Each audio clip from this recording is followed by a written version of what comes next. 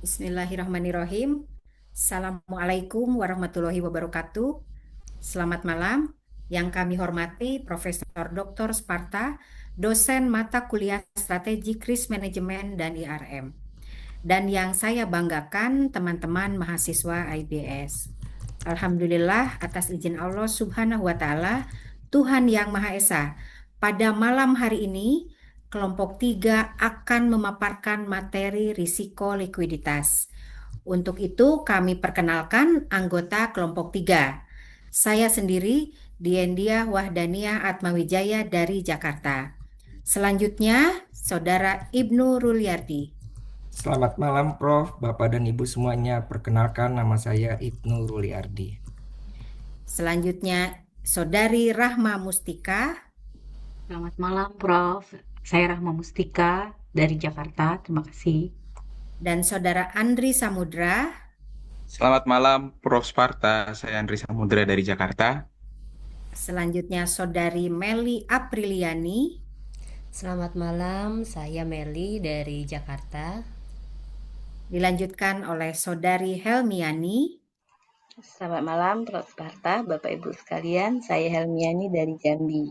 Terima kasih. Selanjutnya, Saudari Marsudah. Selamat malam, Profesor Sparta dan Bapak Ibu sekalian. Saya Marsudah dari Jakarta. Terima kasih. Selanjutnya, Saudara Ahmad Zaki. Selamat malam, Prof. Saya Ahmad Zaki dari Jakarta. Dan yang terakhir, Saudara Fanur Rahman. Selamat malam, Prof. Saya Fanur Rahman dari Jakarta. Teman-teman mahasiswa IBS yang berbahagia, dalam kesempatan ini kelompok 3 akan memaparkan sedikitnya 14 hal terkait risiko likuiditas. Yang pertama adalah pengantar risiko likuiditas. Yang kedua, definisi dan karakter risiko likuiditas. Yang ketiga, perbandingan risiko likuiditas dan risiko kredit. Yang keempat, pentingnya likuiditas dalam sistem keuangan. Yang kelima, studi kasus krisis keuangan global tahun 2008 dan 2009. Yang keenam, sumber risiko likuiditas. Yang ketujuh, risiko likuiditas pada lembaga keuangan. Yang kedelapan, manajemen likuiditas. Yang kesembilan, pengukuran risiko likuiditas. Yang kesepuluh, model dan indikator likuiditas. Kesebelas, regulasi likuiditas. 12, liquidity coverage ratio. 13, net stable funding ratio. Dan yang terakhir adalah implikasi strategis dan praktek terbaik. Sebelum kita mulai, mohon izin kelompok 3 akan berpantun terlebih dahulu. Harapannya semua bisa mengucapkan kata cakep ya. Pergi ke pasar membeli ikan. Cakep. Ikan segar dibawa pulang. Cakep. Kas habis saat dibutuhkan. Risiko likuiditas datang menyerang. Boleh tepuk tangannya dulu, teman-teman? Ya. Baik, risiko likuiditas merupakan topik yang sangat penting dalam dunia perbankan karena berkaitan dengan kemampuan bank dalam menyediakan uang tunai saat dibutuhkan oleh nasabah. Meskipun sebuah bank terlihat kuat di atas kertas atau secara hitung-hitungan, namun tetap ada risiko bila dana yang dibutuhkan tidak tersedia tepat waktu. Inilah risiko yang sering menjadi perhatian utama dalam menjaga kesehatan lembaga keuangan. Sedikitnya ada 4 aspek kunci risiko likuiditas, yaitu terkait dengan definisi, kemudian juga perbedaan risiko likuiditas dengan risiko lainnya, mungkin di sini risiko kredit, pentingnya risiko likuiditas dan krisis 2008. Terkait dengan risiko likuiditas, dalam dunia keuangan ada satu jenis risiko yang kadang tidak terlihat secara langsung, tetapi sangat menentukan keberlangsungan sebuah lembaga, yaitu likuiditas. Berbeda dengan risiko lain yang lebih mudah dilihat dari laporan keuangan, risiko likuiditas sering muncul tiba-tiba, terutama saat pasar sedang tertekan dan kepercayaan nasabah dan investor atau masyarakat mulai berkurang. Jadi pada dasarnya likuiditas itu adalah kemampuan lembaga keuangan untuk memenuhi kewajiban pembayarannya tepat waktu. Ini bisa berupa penarikan dana nasabah, pembayaran antar bank, atau kewajiban pendanaan yang sudah disepakati sebelumnya. Dalam kondisi normal, hal ini sih terlihat biasa ya. Tetapi saat kondisi sulit, kemampuan memenuhi kewajiban inilah yang menentukan apakah bank bisa tetap bertahan atau tidak. Jadi yang perlu kita pahami bahwa resiko likuiditas tidak selalu sejalan dengan besarnya aset. Sebuah bank yang terlihat sehat, mempunyai aset yang besar, tetapi tetap bermasalah jika aset itu tidak cepat diubah menjadi uang tunai. Jadi yang terpenting bukan hanya seberapa besar aset yang dimiliki bank, tetapi seberapa cepat dana itu bisa digunakan atau diberikan kepada masyarakat. Karena itu, resiko likuiditas bukan hanya soal teknis keuangan. Resiko ini juga mencerminkan seberapa kuat sebuah institusi keuangan menghadapi ketidakpastian pasar. Jika likuiditas terganggu, dampaknya bukan hanya pada operasional bank, tetapi juga pada kepercayaan nasabah dan stabilitas pasar. Selanjutnya, definisi risiko likuiditas. Risiko likuiditas secara sederhana berarti kondisi ketika lembaga keuangan tidak mampu menyediakan uang tunai yang cukup dan tepat waktu untuk membayar kewajiban yang sudah jatuh tempo. Kewajiban ini bisa berasal dari kontrak yang sudah disepakati maupun dari kebutuhan dana yang muncul tiba-tiba. Namun dalam praktiknya, masalah likuiditas bukan hanya soal kekurangan aset. Yang lebih penting adalah kapan dana itu tersedia dan kapan kewajiban harus dibayar. Jadi sebuah bank bisa saja punya aset yang cukup besar, tetapi aset tersebut belum tentu bisa dicairkan dengan cepat tanpa menimbulkan kerugian. Disinilah muncul istilah mismatch ya. Jadi adanya ketidaksesuaian antara waktu aset tersedia dan waktu kewajiban bank harus dipenuhi. Misalnya bank punya kredit jangka panjang, tetapi nasabah bisa menarik simpanannya kapan saja. Ketidakseimbangan seperti ini yang bisa menimbulkan tekanan likuiditas. Dalam prakteknya, risiko likuiditas sering muncul bukan karena struktur keuangan yang rusak, tetapi karena perubahan perilaku nasabah atau pasar yang tidak dapat diduga. Misalnya, banyak nasabah menarik dana sekaligus, atau sumber pendanaan dari luar menjadi sulit diakses saat kondisi pasar memburuk. Oleh karena itu, pengelolaan risiko likuiditas harus bersifat proaktif. Bank tidak cukup hanya melihat kondisi kas saat ini saja, tapi bank harus bisa memproyeksikan arus kas ke depan, serta memahami perilaku nasabah dan menjaga fleksibilitas pendanaan.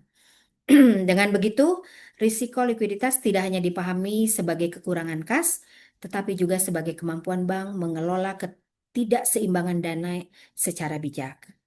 Selanjutnya, risiko likuiditas versus risiko kredit. Setelah kita memahami risiko likuiditas, menjadi penting juga untuk kita dapat membedakan dari risiko lainnya ya, yang sering dianggap mirip, contohnya risiko kredit. Hal ini menjadi penting karena meskipun keduanya sama-sama berbahaya, namun karakternya berbeda dan bisa saling memperburuk keadaan. Jadi risiko kredit terjadi ketika pihak peminjam tidak mampu membayar kewajibannya. Dampaknya terlihat pada kualitas aset dan pada akhirnya bisa mempengaruhi kesehatan bank secara jangka panjang. Jadi risiko kredit lebih berkaitan dengan nilai aset dan kemampuan pihak lawan membayar hutang. Sebaliknya, risiko likuiditas lebih berkaitan dengan ketidaktersediaan uang tunai dalam jangka pendek. Bank bisa saja punya aset yang bagus, nilainya cukup, tetapi bank tetap kesulitan jika aset tersebut tidak bisa segera diubah menjadi kas. Dalam kondisi seperti ini, bank bisa dikatakan sehat secara fundamental, tetapi sulit memenuhi kebutuhan dana harian secara cepat. Ada hal yang perlu diwaspadai, yaitu hubungan antara keduanya. Jika tekanan likuiditas tidak tertangani, bank bisa terpaksa menjual aset dengan cepat, bahkan dengan harga yang jauh lebih rendah dari nilai wajar. Kondisi ini disebut fire sale dan bisa memperburuk kondisi bank secara keseluruhan. Jadi meskipun risiko likuiditas dan risiko kredit punya fokus yang berbeda, keduanya tidak bisa dipisahkan. Jadi dalam praktik manajemen risiko, keduanya harus dilihat secara terintegrasi agar masalah di satu sisi tidak berkembang menjadi krisis yang lebih besar. Dan selanjutnya adalah pentingnya likuiditas. Teman-teman, bahwa setelah kita memahami bagaimana cara kerja dari risiko likuiditas dan apa bedanya dengan risiko kredit, kita bisa melihat mengapa likuiditas sangat penting dalam sistem keuangan. Pada dasarnya, likuiditas adalah dasar kepercayaan. Nasabah percaya kepada bank karena mereka yakin dana yang disimpan bisa diambil saat dibutuhkan dan aman tentunya. Jika bank mampu memenuhi kewajiban itu secara konsisten, maka hubungan dengan nasabah akan tetap terjaga dan operasional bank pun akan stabil. Sebaiknya bila likuiditas bank terganggu, dampaknya bisa sangat cepat, berbeda dengan risiko kredit yang berkembang perlahan. Masalah likuiditas bisa muncul mendadak dan langsung mempengaruhi persepsi pasar. Bahkan rumor atau kabar negatif saja bisa memicu penarikan dana dalam jumlah yang besar atau ras. Dari sisi praktis, likuiditas bukan hanya soal menjaga uang tunai, tetapi soal menjaga keseimbangan antara kebutuhan jangka pendek dan strategi jangka panjang. Bank perlu punya aset likuid yang cukup untuk menghadapi tekanan, tetapi tetap harus menjaga agar profitabilitas tidak turun terlalu jauh. Selain itu, likuiditas juga punya dampak sistemik. Jika satu lembaga keuangan mengalami kesulitan likuiditas, masalahnya bisa menyebar ke lembaga lain melalui pasar dan kepercayaan. Karena itu, likuiditas bukan hanya urusan internal bank, tetapi juga perhatian utama regulator dalam menjaga stabilitas sistem keuangan. Bapak Ibu yang berbahagia, teman-teman IBS yang saya banggakan, paparan selanjutnya terkait krisis keuangan 2008 dan 2009 akan disampaikan oleh rekan kami, Saudara Ibnu Ruliardi. Kami silakan. Terima kasih Ibu Din. Bapak dan Ibu, saya lanjutkan untuk slide selanjutnya. Terkait dengan krisis keuangan pada tahun 2008 sampai dengan 2009. Krisis keuangan global menunjukkan bahwa likuiditas dapat menjadi sumber guncangan yang sistemik.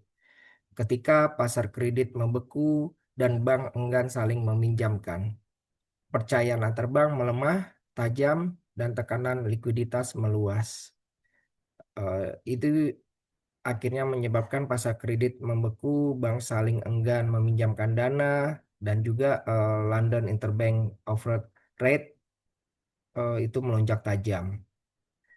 Terus krisis likuiditas berubah menjadi masalah sistemik. Ketika krisis keuangan itu terjadi, aliran dana yang biasanya lancar untuk mendukung operasional bisnis dan individu mendadak berhenti. Hal ini diperburuk oleh kondisi di mana yang tadi disebutkan bank-bank mulai kehilangan kepercayaan satu sama lain. Akibatnya mereka enggan saling meminjamkan dana di pasar uang antar bank. Situasi yang awalnya terlihat sebagai masalah likuiditas di beberapa lembaga dengan cepat berubah menjadi masalah sistemik yang mengancam stabilitas seluruh sistem keuangan global. Untuk ini kita akan melihat studi kasus yang terjadi di JP Morgan Chase, yaitu JP Morgan Chase ini menerapkan manajemen likuiditas bukan hanya sebagai kewajiban regulator, melainkan dengan bagian fundamental dari operasional mereka. Ada 3 pilar utama yang mereka jalankan, yaitu prinsip penyelarasan, fokus operasional, dan strategi integrasi. Untuk prinsip penyelarasan ini, mereka memastikan adanya kesesuaian presisi antar sisi pendanaan dan sisi aset. Mereka sangat menjaga agar jumlah, komposisi, hingga tenor jangka waktu pendanaan yang dimiliki benar-benar selaras dengan profil aset yang mereka kelola. Ini dilakukan untuk menghindari adanya mismatch yang bisa memicu risiko fatal. Untuk fokus operasional, secara harian, prioritas tertinggi mereka adalah memastikan seluruh kewajiban kontraktual dapat terpenuhi tepat waktu. Selain itu, mereka sangat disiplin dalam menyediakan dana kontingensi atau dana darurat yang siap digunakan kapan saja jika terjadi situasi di luar kendali. Untuk strategi integrasi, bagi JP Morgan, likuiditas bukan sekedar cadangan kas yang disimpan di gudang. Mereka memandang likuiditas sebagai inti atau jantung dari seluruh strategi pendanaan perusahaan. Pelajaran dari krisis terkait dinamika likuiditas JP Morgan itu kita bisa lihat ada di efek domino pasar, yaitu kita melihat terjadinya fenomena matinya pasar kredit, di mana kredit benar-benar macet atau kita bilang membeku lah. Hal ini bukan sekedar masalah teknis, melainkan pemicu hilangnya kepercayaan antar bank secara masif. Ketika satu bank berhenti meminjamkan, bank lain mengikuti, dan terjadilah kemacetan total dalam sistem. Kita akan lihat juga indikator tekanan. Sebagai sinyal utama dari kelangkaan likuiditas tersebut, terjadi lonjakan tajam pada yang tadi kita bilang LIBOR atau London Overnight Rate. Angka ini menjadi indikator peringatan dini atau early warning sinyal yang menunjukkan betapa sulit dan halnya mendapatkan dana tunai di pasar pada saat itu. Akhirnya menimbulkan risiko sistemik, yaitu betapa berbahayanya masalah likuiditas yang mungkin awalnya hanya muncul di satu titik, dengan sangat cepat bisa bermutasi menjadi ancaman nyata bagi stabilitas seluruh sistem keuangan global tanpa terkecuali. Kesimpulan utama dari studi kasus ini terkait dengan urgensi manajemen, yaitu krisis tersebut telah membuktikan dengan sangat nyata bahwa likuiditas bukan sekedar angka di neraca, melainkan faktor penentu utama dari ketahanan sebuah bank. Tanpa manajemen likuiditas yang kokoh, bank tidak akan memiliki daya tahan saat menghadapi guncangan pasar yang hebat. Nah, untuk terkait dengan Basel III, ini hadir sebagai standar internasional yang secara spesifik menetapkan cara mengukur dan mengelola risiko likuiditas perbankan. Tujuan utama dari kerangka regulasi ini adalah untuk memastikan bahwa setiap bank memiliki cadangan likuiditas yang memadai. Dengan cadangan ini, bank diharapkan mampu menghadapi tekanan keuangan baik dalam jangka pendek maupun jangka panjang, sekaligus menjaga stabilitas sistem keuangan global secara keseluruhan. Ada 4 pilar yang diatur di regulasi Basel III, yaitu yang pertama LCR atau Liquidity Coverage Ratio, fokus pada ketahanan likuiditas jangka pendek. Yang kedua NSFR, yaitu Net Stable Funding Ratio, fokus pada profil pendanaan stabil untuk jangka waktu yang lebih panjang. Yang ketiga kita sebut HQLA, yaitu High Quality Liquid Assets, mewajibkan bank memiliki aset liquid berkualitas tinggi yang dapat dicarikan dengan cepat saat terjadi krisis. Dan yang terakhir itu adalah aset liquid lainnya, yaitu memastikan diversifikasi instrumen liquid lainnya untuk mendukung fleksibilitas pendanaan bank. Dengan implementasi Basel III, perbankan kini memiliki parameter yang lebih terukur dan disiplin dalam mengelola likuiditasnya, sehingga ekosistem ekonomi kita menjadi jauh lebih tangguh terhadap guncangan di masa depan. Untuk slide selanjutnya, kami persilakan rekan kami, Bapak Andri Samudra. Silakan Pak Andri. Ya, terima kasih Pak Ibnu. Ya, terkait dengan LCR, LCR ini adalah digunakan untuk mengukur kemampuan bank terhadap tekanan likuiditas jangka pendek, di mana pengukuran ini ada terkait dengan HQLA terhadap arus kas keluar bersih selama 30 hari yang menjadi indikator ketahanan jangka pendek. Nah, terkait dengan standar ini menggunakan standar Basel 3 dengan minimal 100%. Slide selanjutnya. Slide selanjutnya terkait dengan Net Stable Funding Ratio atau NSFR. Jadi Bapak Ibu, mungkin setelah kita memahami pentingnya likuiditas, kita juga perlu melihat bagaimana bank menjaga ketahanan pendanaannya dalam jangka yang lebih panjang. Disinilah konsep Net Stable Funding Ratio atau NSFR menjadi penting. NSFR ini digunakan untuk menilai apakah pendanaan bank cukup stabil untuk mendukung aset dan aktivitas bisnisnya dalam horizon waktu 1 tahun. Jadi kalau rasio likuiditas jangka pendek itu lebih menanyakan apakah bank sanggup bertahan dalam tekanan likuiditas jangka pendek, sedangkan NSFR ini adalah apakah struktur pendanaan bank cukup sehat untuk menopang kegiatan usaha dalam jangka menengah dan panjang. Jadi secara sederhana, NSFR ini membandingkan pendanaan stabil yang tersedia dengan pendanaan stabil yang dibutuhkan. Menurut standar Basel 3, rasio ini idealnya berada di atas 100%, yang artinya sumber pendanaan stabil yang dimiliki bank lebih besar daripada kebutuhan pendanaan stabilnya. Jadi contohnya begini, jadi misalnya ada sebuah bank banyak menyalurkan kredit jangka panjang, seperti kredit investasi atau kredit pemilikan rumah. Nah, kredit-kredit seperti ini biasanya baru kembali dalam waktu bertahun-tahun. Kalau kredit jangka panjang tersebut justru didanai oleh dana yang mudah ditarik dalam waktu singkat, misalnya dana simpanan yang sangat sensitif terhadap perubahan harga, maka bank menjadi rentan. Ketika deposan menarik dana secara besar-besaran, bank bisa kesulitan memenuhi kebutuhan kas. Nah, dengan adanya NSFR ini, bank didorong untuk menyeimbangkan struktur pendanaan aset jangka panjang sebaiknya didukung oleh sumber dana yang lebih stabil, misalnya deposito berjangka, modal, atau pendanaan jangka panjang lainnya. Dengan begitu, bank tidak hanya terlihat liquid hari ini, tetapi juga lebih kuat untuk bertahan dalam jangka waktu yang lebih panjang. Slide selanjutnya, Pak Ibnu. Slide selanjutnya adalah HQLA dan aset liquid lainnya.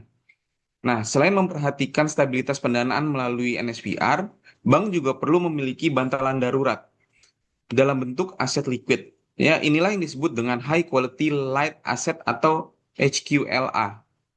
Agar lebih mudah dipahami, HQLA bisa diibaratkan seperti dana darurat dalam keuangan pribadi. Kalau seseorang memiliki penghasilan tetap tetapi tidak punya dana darurat, maka ketika terjadi kebutuhan mendadak, misalnya biaya rumah sakit atau kehilangan pekerjaan, maka kondisi keuangannya bisa langsung terganggu. Sama halnya dengan bank. Jika bank perlu memiliki aset yang bisa segera digunakan ketika terjadi tekanan likuiditas. HQLA ini terdiri dari kas dan aset liquid berkualitas tinggi yang dapat dicairkan dengan cepat tanpa kehilangan nilai secara signifikan. Jadi contoh sederhananya adalah kas, cadangan pada bank sentral, atau surat berharga berkualitas tinggi yang mudah dijual di pasar.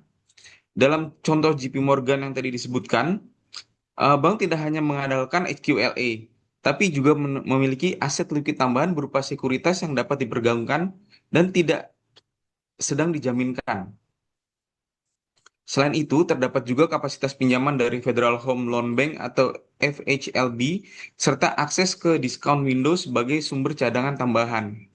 Contoh sederhananya adalah ketika terjadi tekanan pasar dan banyak nasabah menarik dana atau bank run, bank dapat menggunakan kas yang tersedia terlebih dahulu. Jika kebutuhan kas masih meningkat, bank dapat menjual surat berharga yang liquid. Apabila tekanan semakin besar, bank juga dapat mengakses fasilitas pinjaman yang tersedia. Jadi lapisan likuiditas ini berfungsi seperti beberapa tingkatan perlindungan agar bank tetap mampu memenuhi kewajibannya. Dengan demikian, HQLA dan aset likuiditas lain sangat penting karena memberikan ruang bernapas bagi bank ketika kondisi pasar tidak berjalan normal. Slide selanjutnya. Sumber risiko likuiditas, Bapak Ibu. Jadi sumber risiko likuiditas pada dasarnya ini muncul ketika bank membutuhkan kas, tetapi kas tersebut tidak tersedia dalam jumlah yang cukup atau tidak dapat diperoleh dengan cepat tanpa menimbulkan kerugian besar. Nah, sumber risiko likuiditas dapat berasal dari dua sisi. Dalam neraca, yaitu sisi kewajiban dan sisi aset. Nah, dari sisi kewajiban, tekanan muncul ketika bank harus segera membayar kewajibannya Misalnya nasabah menarik dana simpanan dalam jumlah besar atau terdapat kewajiban yang jatuh tempo. Dalam kondisi ini, bank harus menyediakan kas secepat mungkin. Sementara itu, dari sisi aset, tekanan muncul ketika bank memiliki aset yang sulit dicairkan.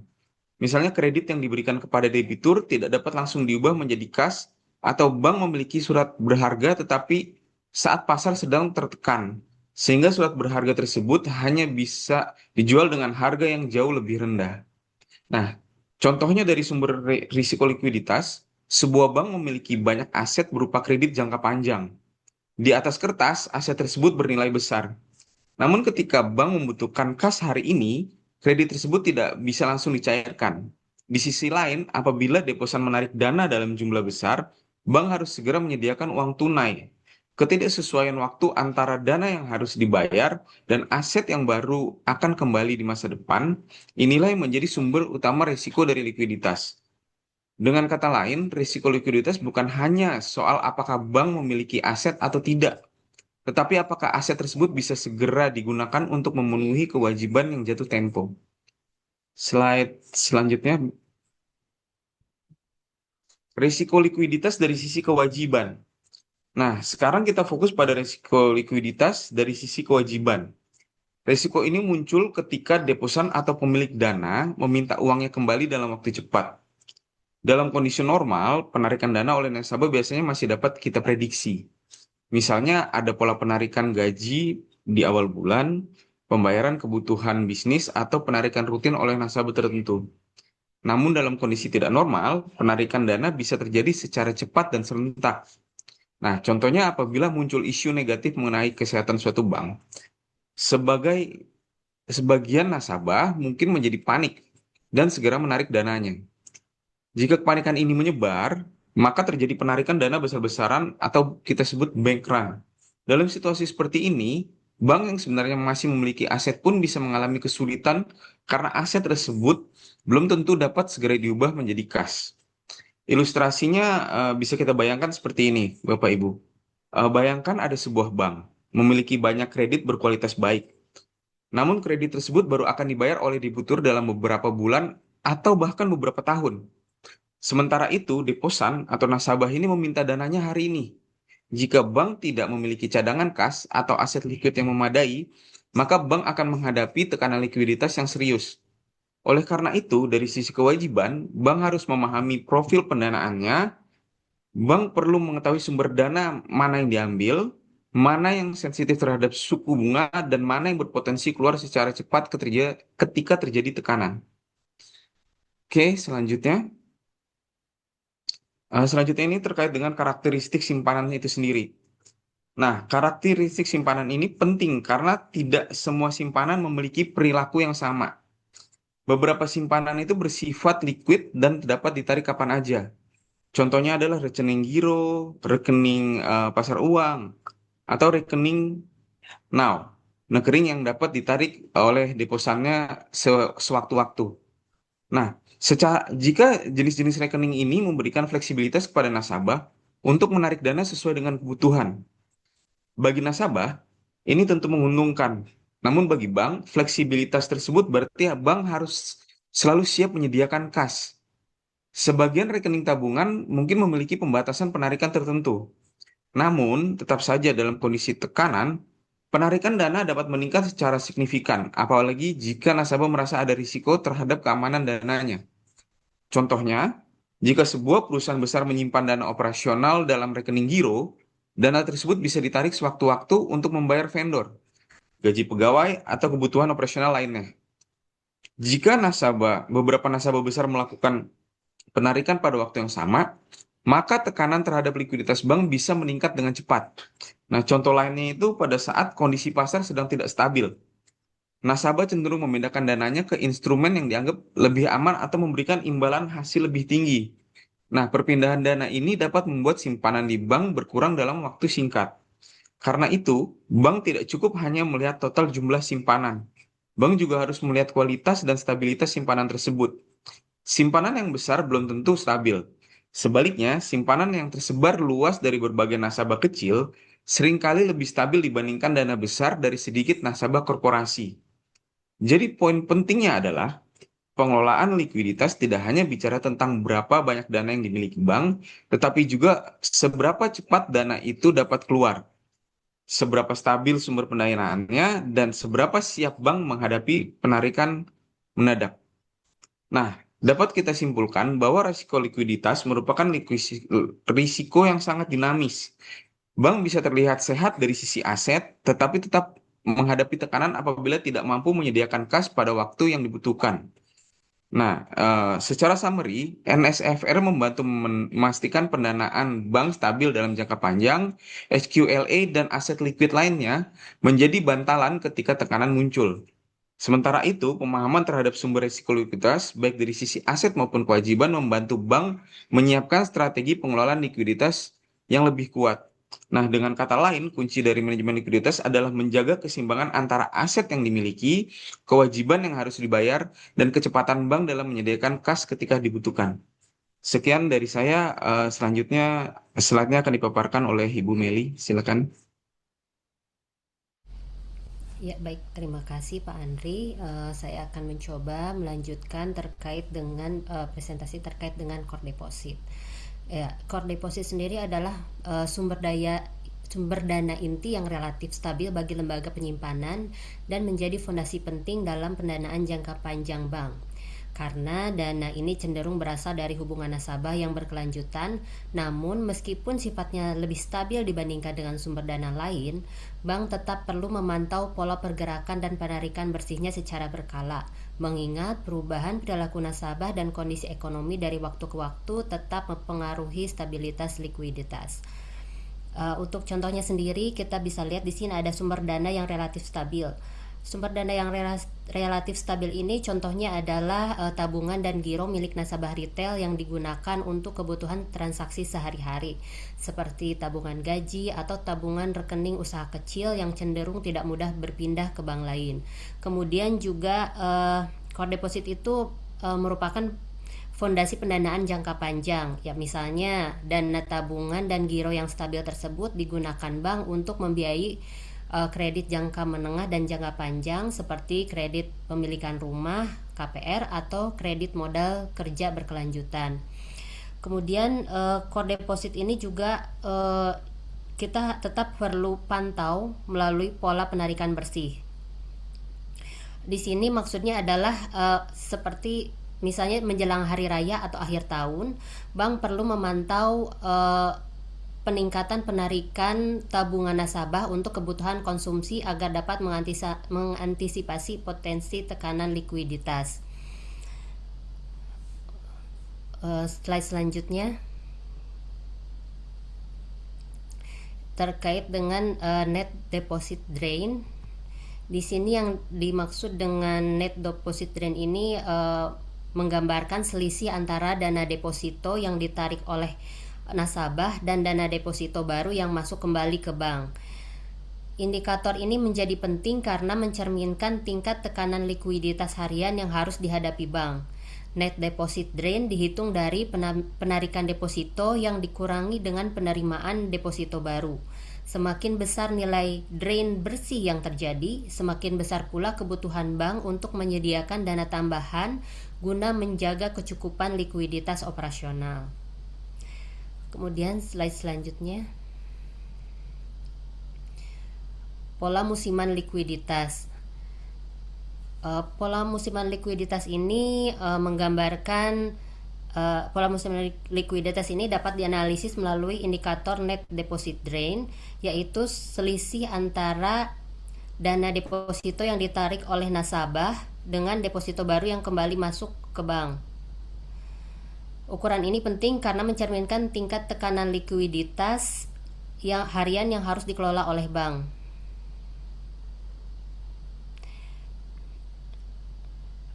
Untuk penarikan dana deposito dihitung berdasarkan penarikan deposito yang dikurangi dengan penerimaan deposito baru, sehingga dapat digunakan sebagai indikator kondisi likuiditas jangka pendek. Semakin besar nilai drain bersih yang terjadi, semakin besar pula kebutuhan bank untuk menyediakan sumber dana tambahan guna menjaga stabilitas likuiditas operasional. Di sini arus dana bank tidak bergerak secara acak saja, tetapi sering mengikuti pola harian dan musiman. Misalnya, ada periode tertentu ketika penarikan dana meningkat, sementara pada waktu lain dana masuk lebih besar. Bagi praktisi, pola seperti ini sangat penting karena dapat dipakai untuk menyusun proyeksi kas yang lebih realistis. Dengan memahami pola musiman, bank bisa menyiapkan likuiditas lebih awal dan tidak menunggu sampai tekanan muncul.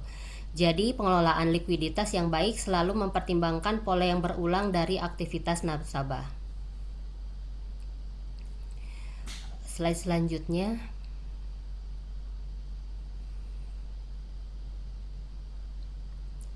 Purchase liquidity merupakan sumber likuiditas yang diperoleh bank dari pasar eksternal untuk menutup kebutuhan kas dan menjaga kelancaran operasional. Likuiditas ini memberikan fleksibilitas bagi bank, terutama ketika harus merespon penarikan dana nasabah dalam waktu yang cepat. Purchase liquidity umumnya berasal dari instrumen pasar uang, transaksi repurchase agreement atau repo, atau pemanfaatan surat berharga, dan digunakan sebagai solusi jangka pendek untuk menutup kekurangan kas secara segera serta menjaga stabilitas likuiditas bank. Contohnya likuiditas yang diperoleh dari pasar eksternal yaitu ketika bank mengalami kekurangan kas harian. Bank meminjam dana dari bank lain di pasar antar bank untuk memenuhi kewajiban pembayaran pada hari yang sama. Kemudian purchase liquidity juga dapat berasal dari dana pasar uang, repo, atau surat berharga. Misalnya, bank melakukan transaksi repo dengan menjaminkan surat berharga negara atau SBN kepada pihak lain untuk memperoleh dana tunai jangka pendek atau menerbitkan sertifikat deposito grosir kepada investor institusi. Kemudian juga purchase liquidity digunakan untuk menutup kekurangan kas secara cepat. Di sini contohnya saat terjadi penarikan dana besar oleh nasabah secara mendadak, bank segera menggunakan dana hasil repo atau pinjaman pasar uang agar operasional dan kewajiban pembayaran tetap berjalan lancar. Slide selanjutnya. Sumber purchase liquidity berasal dari berbagai instrumen pasar keuangan yang dapat dimanfaatkan bank untuk memperoleh dana secara cepat. Bank dapat mengakses likuiditas ini melalui pasar dana federal, transaksi repurchase agreement, penerbitan sertifikat deposito grosir maupun penerbitan surat utang dan obligasi tertentu. Pemanfaatan berbagai sumber tersebut memberikan fleksibilitas bagi bank dalam mengelola kebutuhan likuiditas jangka pendek maupun jangka menengah, terutama untuk memastikan ketersediaan dana ketika terjadi tekanan likuiditas atau peningkatan kebutuhan kas secara mendadak.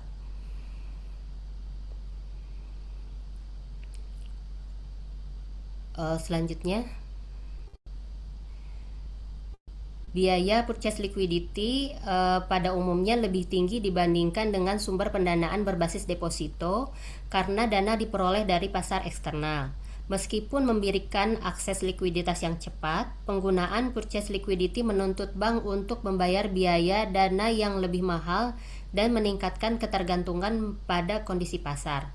Selain itu, pada saat terjadi tekanan atau krisis pasar, ketersediaan sumber likuiditas ini dapat menjadi terbatas, sehingga berpotensi meningkatkan risiko likuiditas dan biaya pendanaan bagi bank. Contohnya untuk biaya dana biasanya lebih tinggi itu maksudnya contohnya saat bank memperoleh dana melalui transaksi repo atau pinjaman antar bank, bank harus membayar bunga yang lebih tinggi dibandingkan dengan bunga tabungan atau giro nasabah sehingga biaya pendanaan meningkat. Kemudian yang dimaksud dengan ketergantungan pada pasar eksternal meningkatkan risiko itu adalah misalnya jika bank terlalu sering mengandalkan pasar uang antar bank untuk memenuhi kebutuhan likuiditas, maka ketika pasar tersebut mengalami pengetatan, bank akan lebih rentan terhadap gangguan likuiditas. Untuk poin ketersediaan purchase liquidity dapat menurun saat kondisi pasar memburuk. Di sini contohnya adalah pada saat terjadi ketidakstabilan pasar keuangan atau krisis ekonomi, investor dan pelaku pasar menjadi lebih berhati-hati sehingga transaksi repo atau pinjaman antar bank berkurang yang menyebabkan bank kesulitan memperoleh dana secara cepat. Untuk slide selanjutnya bisa diteruskan oleh Ibu Marsudah, silakan. Ya, terima kasih Bu Meli. Baik, saya akan melanjutkan pemaparan berikutnya. Setelah memahami sumber dan biaya dari purchase liquidity, kita melihat bahwa strategi purchase liquidity memang cepat, tapi tidak selalu murah, serta sangat bergantung pada kondisi pasar eksternal. Untuk memberikan gambar yang lebih seimbang, mari kita melihat alternatif lainnya, yaitu store liquidity. Store liquidity adalah likuiditas yang disimpan dalam bentuk kas atau aset liquid yang berasal dari aset internal bank, bukan dari pinjaman atau sumber eksternal. Bentuk store liquidity umumnya berupa kas, cadangan giro di bank sentral atau Bank Indonesia, atau investasi jangka pendek yang mudah dicairkan. Karakteristik lainnya, store liquidity digunakan untuk memenuhi kewajiban tanpa menambah liabilitas eksternal. Berbeda dengan purchase liquidity yang berasal dari pasar eksternal, store liquidity tidak menambah kewajiban baru karena menggunakan dana yang sudah dimiliki bank. Konsep ini mencerminkan kemampuan bank untuk memenuhi kewajiban secara mandiri, menjaga stabilitas likuiditas tanpa bergantung pada sumber eksternal. Menyimpan kas dalam jumlah besar memang sangat memperkuat kesiapan likuiditas, tetapi terdapat konsekuensi karena kas dan aset yang liquid biasanya menghasilkan imbal hasil lebih rendah, sehingga bank menghadapi biaya peluang atau opportunity cost dalam bentuk pendapatannya hilang. Dengan demikian, biaya atau konsekuensi dari store liquidity antara lain menimbulkan biaya peluang atau opportunity cost karena aset ditempatkan dalam bentuk kas dalam rangka simpanan likuiditas dibandingkan jika aset ditempatkan dalam bentuk investasi yang dapat memberikan imbal hasil. Konsekuensi lainnya dari store liquidity adalah aset berbunga rendah mengurangi pendapatan. Hal ini dikarenakan dalam rangka simpanan likuiditas, maka aset ditempatkan pada investasi jangka pendek yang memberikan bunga yang relatif lebih rendah atau lebih kecil jika dibandingkan aset ditempatkan pada instrumen investasi jangka panjang yang memberikan bunga yang lebih tinggi atau lebih besar. Dengan demikian, dalam menerapkan store liquidity, manajemen harus menyeimbangkan keamanan likuiditas dan profitabilitas atau tujuan keuntungan jangka panjang. Hal ini dikarenakan setiap putusan likuiditas memiliki konsekuensi, yaitu dengan menerapkan store liquidity ini, maka likuiditas terjaga, namun profitabilitas bisa menurun atau mengurangi potensi keuntungan. Jadi lembaga keuangan dalam hal ini, misalkan bank harus menetapkan jumlah cadangan yang cukup, tetapi tetap efisien. Inilah trade-off yang selalu harus dijaga dalam pengelolaan likuiditas. Slide selanjutnya. Setelah kita memahami konsep store liquidity dan biaya peluang yang melekat padanya, penting untuk melihat bagaimana strategi ini diterapkan dalam praktik nyata. Ketika deposan menarik simpanan, bank harus segera menyesuaikan neraca agar kewajiban tetap terpenuhi. Penyesuaian ini bisa dilakukan dengan menggunakan kas yang telah tersedia sebagai store liquidity atau dengan mencari pendanaan baru melalui purchase liquidity. Mari kita lihat contoh neraca untuk masing-masing strategi agar lebih jelas bagaimana perbedaan dampaknya terhadap aset dan kewajiban bank. Saat deposan menarik dananya, bank harus menyesuaikan neraca agar kewajiban tetap terpenuhi. Penyesuaian dapat dilakukan melalui kas yang telah disimpan atau melalui pendanaan baru dari pasar. Dalam praktek, pilihan ini akan memengaruhi struktur neraca secara langsung. Jadi, saat terjadi penarikan dana, bank sebenarnya sedang melakukan manajemen likuiditas secara aktif, baik di sisi aset maupun di sisi kewajiban. Penarikan simpanan akan mengurangi sisi kewajiban, sehingga bank perlu menutup gap tersebut dengan dua pilihan utama, menggunakan kas yang telah disimpan atau mencari pendanaan baru dari pasar. Setiap strategi yang dipilih akan mengubah struktur neraca, dan keputusan ini mencerminkan bagaimana manajemen likuiditas dijalankan. Dengan kata lain, penarikan simpanan bukan hanya soal arus kas keluar dana, tapi juga ujian bagi bank dalam menjaga keseimbangan antara aset dan kewajiban. Berikut adalah contoh neraca purchase liquidity dan store liquidity. Yang sebelah kiri, pada neraca purchase liquidity menunjukkan bagaimana purchase liquidity tercermin dalam posisi keuangan bank. Di sisi aset terdapat kas dan HQLA atau High Quality Liquid Asset, yaitu aset yang diakui memiliki tingkat likuiditas tinggi dan kualitas yang sangat baik. Lalu ada kredit dan investasi yang menjadi sumber pendapatan sekaligus cadangan likuiditas. Sementara di sisi liabilitas, selain deposito nasabah, muncul pinjaman antar bank dan surat berharga yang diterbitkan sebagai bentuk purchase liquidity. Dengan menambahkan kewajiban eksternal ini, bank dapat segera meningkatkan kas untuk memenuhi kebutuhan likuiditas jangka pendek. Namun kita juga melihat bahwa struktur neraca menjadi lebih kompleks karena adanya tambahan utang yang harus dikelola. Selanjutnya, purchase liquidity memberikan dampak langsung terhadap neraca bank. Sebelum digunakan, neraca menunjukkan kas yang terbatas sehingga kewajiban jangka pendek sulit dipenuhi.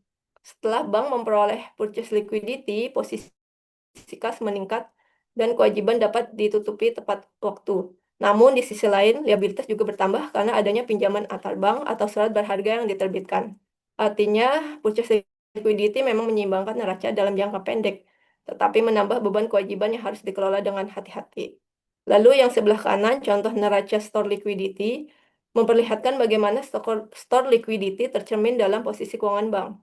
Di sisi aset, terdapat kas dan giro Bank Indonesia, investasi liquid yang dapat segera dicairkan, serta kredit.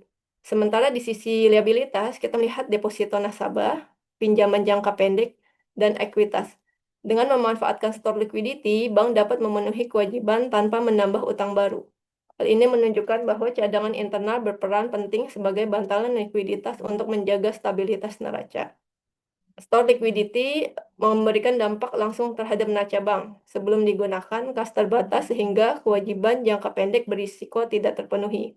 Setelah store liquidity dimanfaatkan, kas meningkat dan kewajiban dapat dibayar tepat waktu. Perbedaannya dengan purchase liquidity adalah bank tidak menambah liabilitas eksternal sehingga neraca tetap lebih sehat.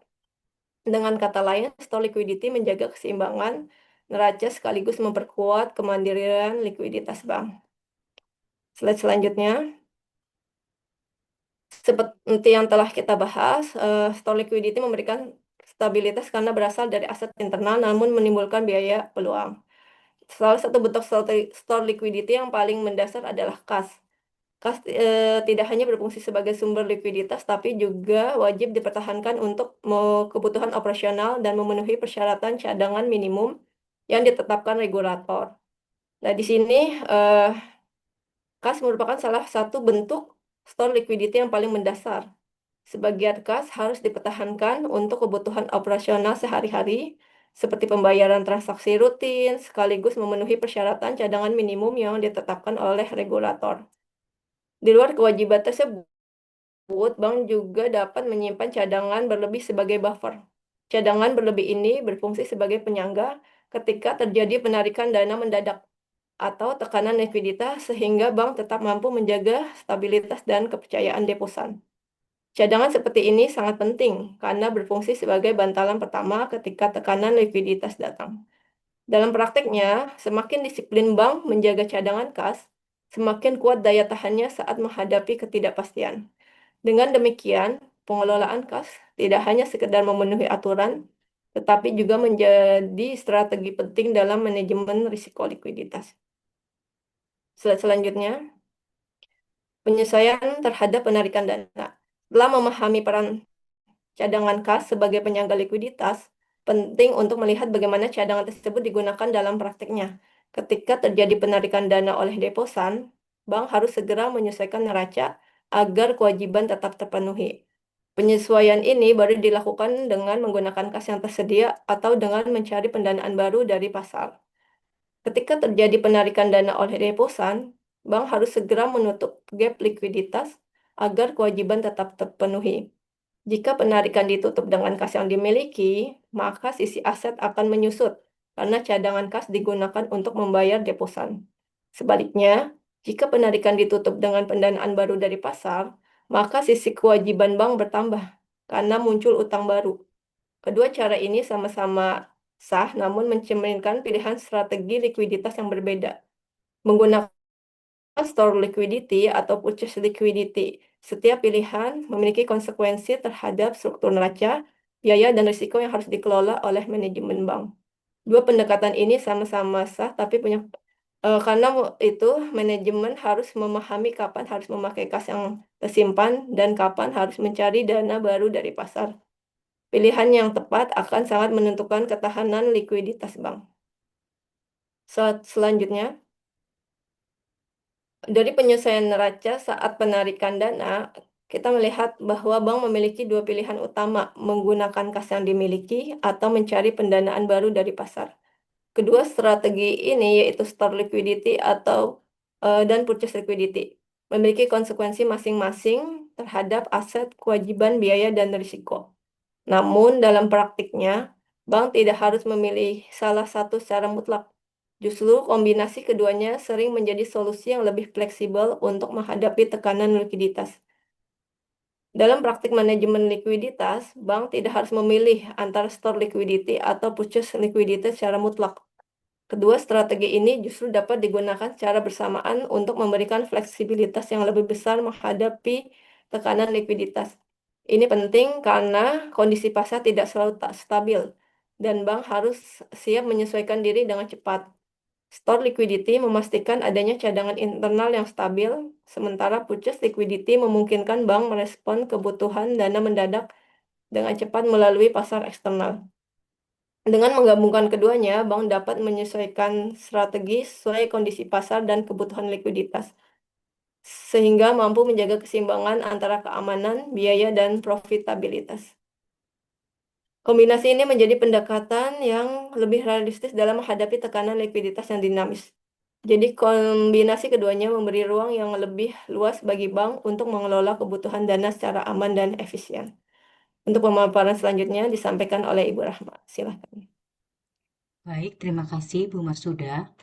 Untuk slide selanjutnya itu pada dengan resiko dari sisi aset, di mana resiko dari sisi aset itu merupakan resiko likuiditas juga bisa muncul yang terjadi masalah-masalah yang tidak dapat dicairkan dengan cepat. Adapun masalah itu adalah ketika aset tidak dapat dicairkan dengan cepat, berarti bank tidak dapat mendukung kebutuhan kas, di mana portfolio investasi dan pinjaman dari aset lain yang mengurangi likuiditas menjadi sumber tekanan. Ketika bank membutuhkan dana segera, maka diperlukan sumber-sumber yang likuiditasnya yang dimudahkan untuk mempercepat dalam pencairannya. Dari sisi praktis, ini berarti kualitas aset harus dilihat bukan hanya dari sisi nilai, tetapi juga dari segi beberapa aset, yaitu dan seberapa cepat aset tersebut dapat diubah menjadi kas, di mana aset sulit dicairkan dengan cepat. Kedua, berkaitan dengan portfolio investasi dan pinjaman. Tiga, menimbulkan tekanan likuiditas bila harus segera dikonversi menjadi kas. Slide selanjutnya. Untuk komitmen pinjaman, ini kita dapat lihat menjadi tiga, yaitu komitmen pinjaman merupakan sumber resiko karena bank wajib menyediakan dana ketika fasilitas ditarik, di mana salah satu sumber tekanan itu apabila bank wajib menyiapkan dana sesuai janji yang telah diberikan. Artinya, komitmen yang sebelumnya menjadi arus kas keluar bisa langsung berubah menjadi kebutuhan pendanaan nyata. Dan bank harus juga menjadikan sumber kebutuhan likuiditas serta menambah tekanan pada sisi aset neraca. Ini sebabnya bank harus memasukkan komitmen pinjaman ke dalam likuiditas sejak awal, bukan menunggu sampai fasilitas benar-benar dipakai. Untuk slide selanjutnya, dampak pelaksanaan komitmen. Dalam kegiatan ketika komitmen pinjaman digunakan, bank harus segera menyalurkan dana kepada peminjam. Bank kemudian perlu menutup kebutuhan tersebut melalui kas atau dengan dana yang diberikan dari pasar. Komitmen pinjaman merupakan salah satu tekanan likuiditas yang sangat penting, di mana dampak dari komitmen pelaksanaan komitmen, bank harus segera menyalurkan kepada peminjam. Kalau kas internal tidak mencukupi, berarti bank harus mencari sumber-sumber pendanaan tambahan, baik dalam sumber-sumber aset maupun dari pasar. Dalam praktik, kondisi ini menunjukkan bahwa likuiditas tidak hanya dipengaruhi oleh simpanan, tapi oleh kewajiban pendanaan yang muncul dari aset. Jadi, resiko likuiditas dapat meningkatkan secara tiba-tiba jika bank tidak menyiapkan sumber dana cadangan. Untuk slide selanjutnya, portfolio investasi, di mana nilai portfolio investasi dapat mengubah mengikuti bentuk kondisi pasar, terutama pada suku bunga. Apabila nilai investasi turun, bank juga dapat menyesuaikan pendanaan agar tetap memenuhi kewajiban kasnya, di mana nilai portfolio tersebut dapat merubah menjadi pergerakan suku bunga. Penurunan nilai tersebut menciptakan kebutuhan pendanaan tambahan. Selain itu, bank juga harus siap menutup potensi kerugian. Kerugian-kerugian tersebut harus membutuhkan salah satu sistem yang dapat mengatur di mana investasi-investasi lainnya itu dapat menjadikan cadangan dan memudahkan dalam pencairan kebutuhan dari para nasabah. Untuk slide selanjutnya, likuiditas pasar dan risiko aset. Ketika banyak pelaku pasar ingin menjual aset pada saat yang sama, dibutuhkan likuiditas pasar bisa menjadi memburuk. Dalam kondisi hal ini, aset lebih sulit dijual tanpa menimbulkan kerugian yang besar bagi bank. Likuiditas aset tersebut merupakan salah satu sumber kepercayaan, di mana apabila tidak bisa dilakukan oleh bank, maka kebutuhan dari likuiditas pasar tersebut akan membuat keterpurukan bagi penjualan aset juga dan pada saat kebutuhan yang dibutuhkan oleh para nasabah. Likuiditas itu menentukan juga nilai-nilai yang akan dijual ya. Salah satunya itu kondisi dalam aset-asetnya, seperti aset yang sudah dijual tanpa ada kerugian. Kondisi tersebut juga akan memperbesar risiko likuiditas dari sisi aset dan mengurangi kepercayaan para nasabah. Baik, untuk selanjutnya akan disampaikan oleh Bapak Zaki. Pada Bapak Zaki, silakan. Baik, kami akan menjelaskan slide selanjutnya yaitu fire sale price. Di sini kalau bank terpaksa menjual aset dengan cepat, harga yang diterima seringkali jauh di bawah nilai wajarnya. Kondisi ini disebut fire sale price. Dalam praktek, ini sangat merugikan karena tidak hanya menimbulkan kerugian langsung, tetapi juga dapat melemahkan neraca bank secara keseluruhan.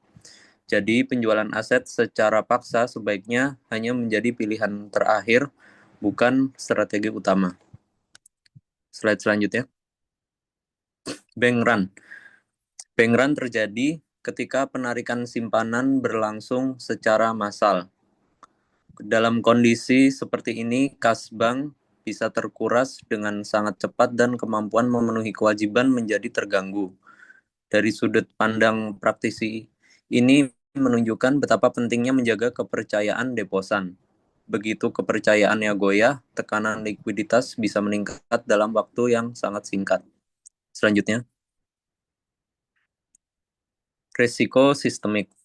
Kalau bank run atau penarikan besar terjadi pada banyak lembaga keuangan sekaligus, maka dampaknya bisa berubah menjadi risiko sistemik. Krisis kepercayaan akan menyebar dan mengganggu stabilitas sistem keuangan secara lebih luas. Artinya, masalah likuiditas tidak bisa dianggap sebagai persoalan internal satu bank saja. Karena itu, pengawasan dan kesiapan menghadapi penarikan besar menjadi sangat penting bagi seluruh industri keuangan. Selanjutnya, mengukur exposure resiko likuiditas. Salah satu cara mengukur resiko likuiditas adalah melalui funding gap.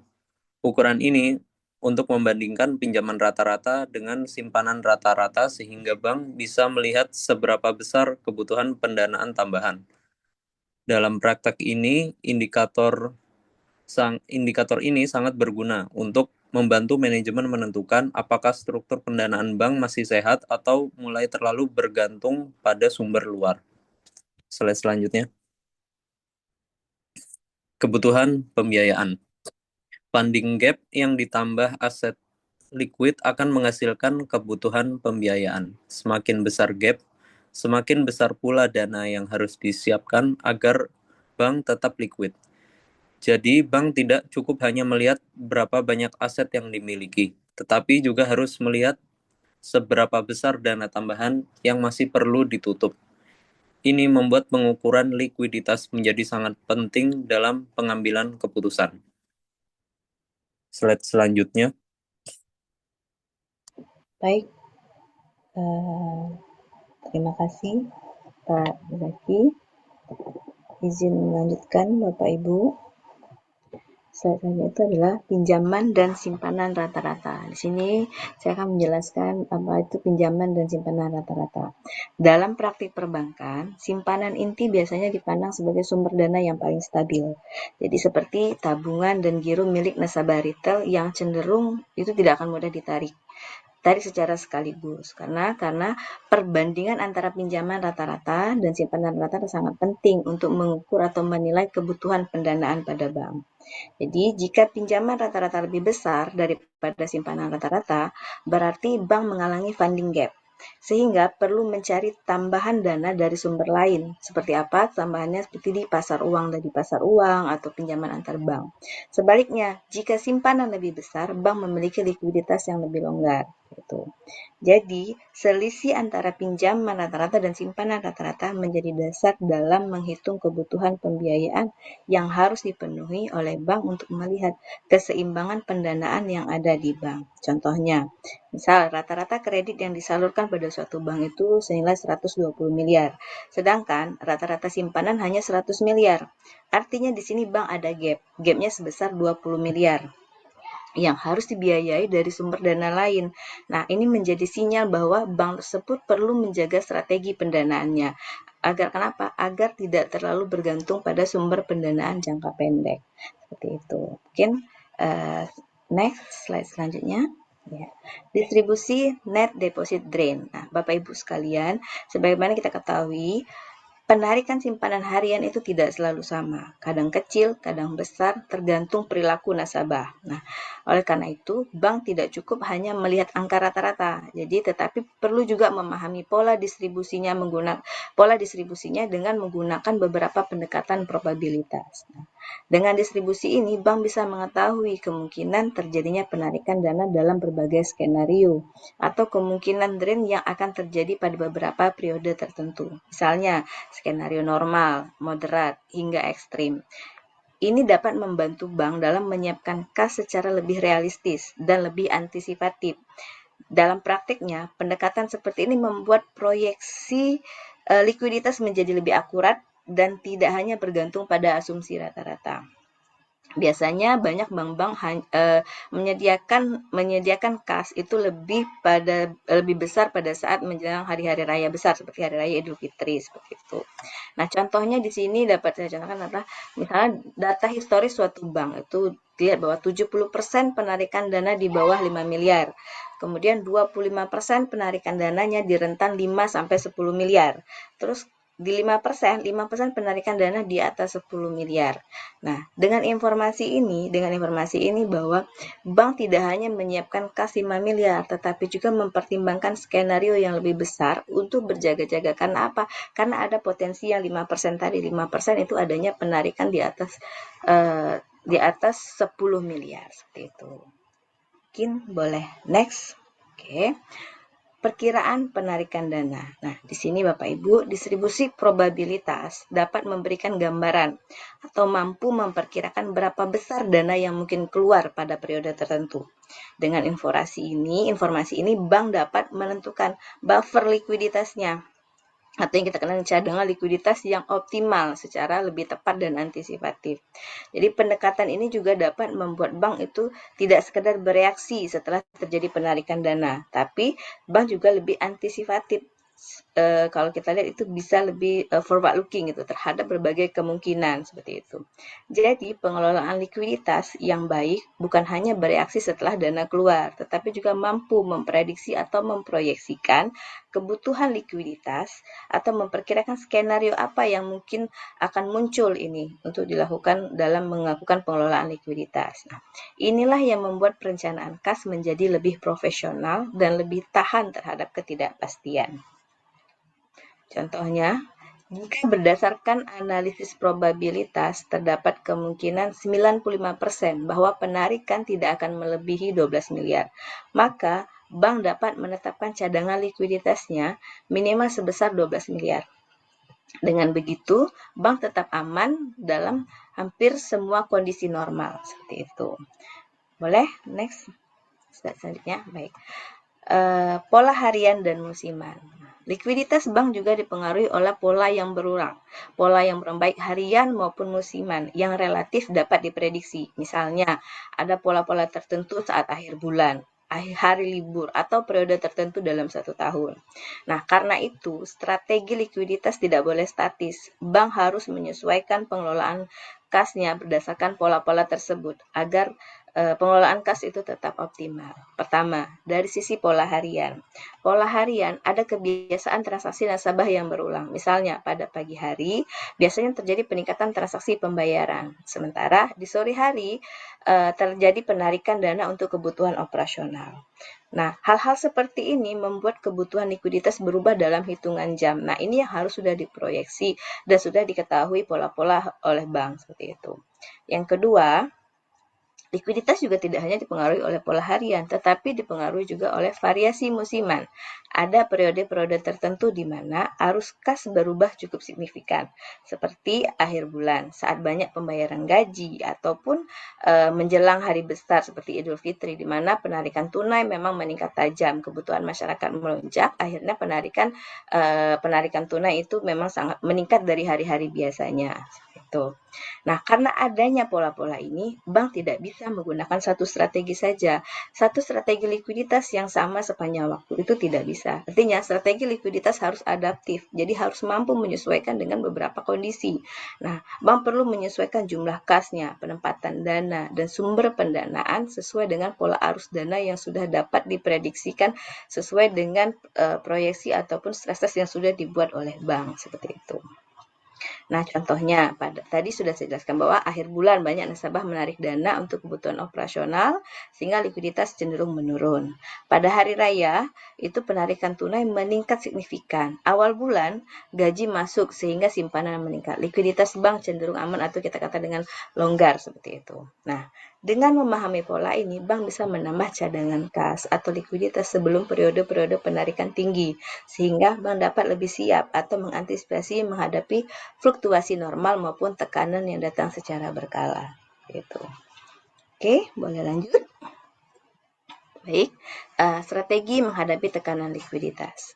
Untuk menghadapi tekanan likuiditas, bank tidak boleh hanya mengandalkan satu sumber, harus ada kombinasi strategi agar lebih fleksibel dan aman. Beberapa pendekatan antara lain itu ada strategi pertama adalah menggunakan kas dan aset likuid. Nah, bank biasanya sudah menyiapkan cadangan kas serta aset likuid yang mudah dicairkan, seperti surat berharga. Nah, yang surat berharga ini itu merupakan lini pertahanan pertama, kas dan surat berharga ini merupakan lini pertahanan pertama, karena apa? Karena bisa digunakan secara tepat atau kita kenal dengan liquid gitu ya, tanpa harus mencari sumber dana dari eksternal dulu. Nah, yang kedua, strategi kedua adalah meminjam dana di pasar uang, misalnya melalui pinjaman antar bank atau PUAP yang disebut sebagai purchase liquidity tadi, yaitu likuiditas yang diperoleh dari luar ketika cadangan internal bank sudah tidak cukup gitu. Terus selanjutnya, bank tidak hanya mengandalkan satu sumber, tetapi menggabungkan store liquidity dan purchase liquidity. Store liquidity berasal dari kas dan aset liquid yang sudah dimiliki, sedangkan purchase liquidity berasal dari pinjaman atau pendanaan dari eksternal. Nah, semakin banyak opsi yang dimiliki, semakin kuat ketahanan bank terhadap tekanan pasar. Contoh, jika terjadi penarikan dana dalam dana besar secara tiba-tiba, mungkin sekitar 15 miliar, bank menggunakan kas yang tersedia sekitar 5 miliar. Menjual surat berharga itu 5 miliar, kemudian meminjam di pasar uang antar bank itu 5 miliar. Sehingga terpenuhilah kebutuhan penarikan dana besar tadi. Kesimpulannya adalah bank perlu memiliki lebih dari satu sumber penyangga agar bisa tetap stabil saat tekanan muncul. Atau trigger ya, alternatif trigger gitu. Semakin siap bank dengan berbagai alternatif, semakin kecil kemungkinan bank mengalami guncangan besar saat pasar berubah-ubah gitu. Baik, demikian. Boleh dilanjutkan dengan Pak Fanur. Terima kasih. Baik, terima kasih Ibu Helmiani. Mohon izin Bapak Ibu sekalian untuk melanjutkan presentasi. Di slide berikutnya adalah berkaitan dengan peran regulasi dalam likuiditas. Ada dua peran penting regulasi dalam menjaga likuiditas pada sistem keuangan. Yang pertama tentunya adalah mengurangi resiko likuiditas itu sendiri, dan yang kedua adalah menjaga stabilitas. Resiko likuiditas merupakan salah satu sumber kerentanan utama dalam sistem keuangan modern. ketidakmampuan lembaga jasa keuangan untuk memenuhi kewajiban jangka pendek dapat memicu krisis kepercayaan dan berdampak sistemik. Regulasi memainkan peran penting dalam memitigasi resiko tersebut melalui penetapan standar prudensial, penguatan pengawasan, serta penyediaan kerangka intervensi saat terjadinya krisis. Melalui regulasi yang tepat, lembaga jasa keuangan seperti bank atau lembaga jasa keuangan lainnya dapat mengurangi atau memitigasi dampak risiko likuiditas yang dengan cara memiliki cadangan yang cukup memadai untuk menghadapi tekanan keuangan, mencegah efek domino krisis antar bank.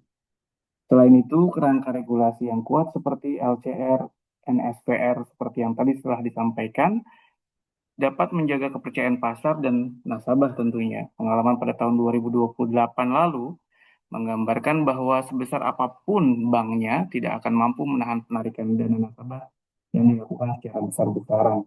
Oleh karena itu, kepatuhan bank terhadap standar likuiditas yang diterapkan atau ditetapkan oleh regulator dapat menjaga stabilitas sistem keuangan secara keseluruhan. Berikutnya, manajemen likuiditas dalam lembaga keuangan.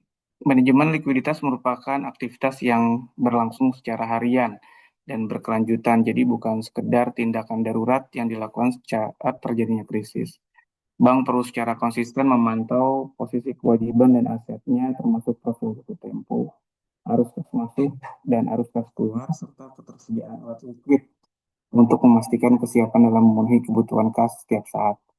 Pemantauan ini mencakup identifikasi potensi mismatch antara dana yang akan keluar dengan dana yang masuk seperti angsuran kredit atau pendanaan baru. Sebagai contoh, bank dapat menghadapi lonjakan penarikan dana nasabah menjelang periode tertentu, seperti ada hari raya atau adanya ketidakpastian pasar seperti yang kita alami saat ini akibat perang atau ketegangan geopolitik. Untuk mengantisipasi hal tersebut, bank perlu menyiapkan buffer likuiditas dalam bentuk kas atau surat berharga seperti yang tadi sudah disampaikan oleh Ibu Helmiani, serta mengatur strategi pendanaan melalui pasar uang antar bank. Dengan strategi ini, bank tidak hanya mampu menjaga kelancaran operasional sehari-hari, tetapi juga memperkuat ketahanannya terhadap tekanan likuiditas yang tidak terduga. Berikutnya, masih dalam kerangka manajemen likuiditas dalam lembaga keuangan, inti manajemen likuiditas terletak pada kemampuan bank menjaga keselarasan antara jumlah komposisi dan jatuh tempo pendanaan sesuai karakteristik bank yang dimiliki. Antara lain, bank harus memastikan bahwa sumber dananya, baik dari dana pihak ketiga, pinjaman antar bank maupun instrumen pasar keuangan lainnya, memiliki struktur yang memadai untuk membiayai aset seperti kredit atau investasi yang seringkali berjangka lebih panjang. Semakin besar porsi aset liquid seperti kas atau surat berharga yang bertenor jangka pendek, maka semakin aman posisi likuiditas bank.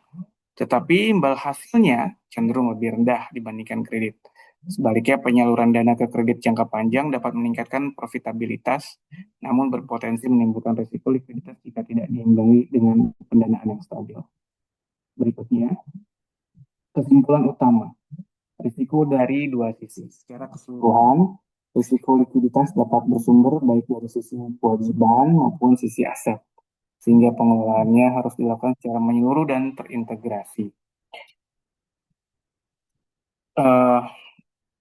Dari paparan yang telah kami sampaikan tadi, ada beberapa kesimpulan yang dapat kita tarik. Yang pertama adalah risiko likuiditas merupakan salah satu risiko krusial dalam lembaga keuangan yang berkaitan langsung dengan kemampuan memenuhi kewajiban jangka pendek secara tepat waktu. Yang kedua, risiko ini dapat berasal dari dua sisi, yaitu sisi kewajiban seperti penarikan dana oleh deposan, maupun dari sisi aset ketika aset tidak dapat segera dicairkan tanpa menimbulkan kerugian. Yang ketiga, pengalaman krisis global di tahun 2028 lalu menunjukkan bahwa kegagalan dalam mengelola likuiditas tidak hanya berdampak pada satu sisi, tapi juga dapat berkembang menjadi resiko sistemik yang mengancam stabilitas seluruh sektor jasa keuangan. Yang keempat, manajemen likuiditas harus dilakukan secara berkelanjutan melalui pengelolaan aset dan kewajiban, pemanfaatan instrumen seperti LCR dan NSPR, serta penyediaan cadangan likuiditas yang memadai. Dan terakhir, pada akhirnya, kunci dari keseimbangan adalah likuiditas dan profitabilitas agar lembaga keuangan tetap stabil, terpercaya, dan mampu bertahan dalam berbagai kondisi ekonomi. Berikutnya, dengan kombinasi hal-hal tersebut, maka pengelolaan likuiditas yang efektif adalah kunci utama dalam menjaga kepercayaan nasabah, stabilitas sistem keuangan, dan keberlanjutan operasional lembaga keuangan, dengan memastikan ketersediaan dana yang memadai untuk memenuhi kewajiban setiap saat. Lembaga keuangan mampu menjaga keyakinan nasabah bahwa dana mereka aman dan dapat diakses kapanpun diperlukan. Kepercayaan ini menjadi krusial ya, karena gangguan likuiditas sekecil apapun dapat memicu kepanikan dan penarikan dana secara besar-besaran yang berpotensi menular ke lembaga lainnya. Bapak dan Ibu yang berbahagia, demikianlah presentasi kami dari kelompok 3 terkait risiko likuiditas dalam manajemen lembaga keuangan. Semoga bermanfaat dan menjadi referensi pembelajaran bagi kita semua. Akhir kata, kami mengucapkan terima kasih atas segala perhatian dan mohon maaf jika terjadi kekurangan. Sebagai penutup, izinkan kami menyampaikan pantun.